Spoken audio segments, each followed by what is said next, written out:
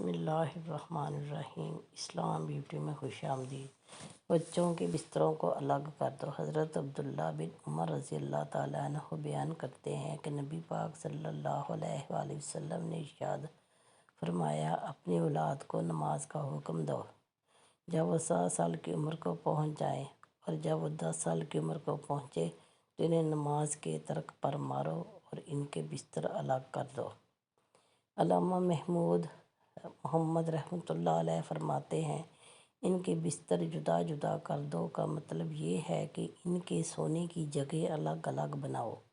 इसलिए जब वो 10 साल को पहुँचते हैं तो बलूगत की अदना हद तक करीब हो जाते हैं, इनकी शहवत ज़्यादा हो जाती है और इन पर फसाद खराबी का डर होता है।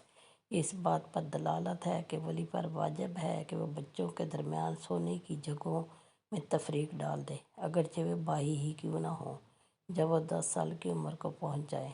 प्यारे बहन भाइयों, अगर आपको वीडियो पसंद आए तो वीडियो को लाइक कीजिए, दोस्तों के साथ शेयर कीजिए और चैनल सब्सक्राइब कीजिए।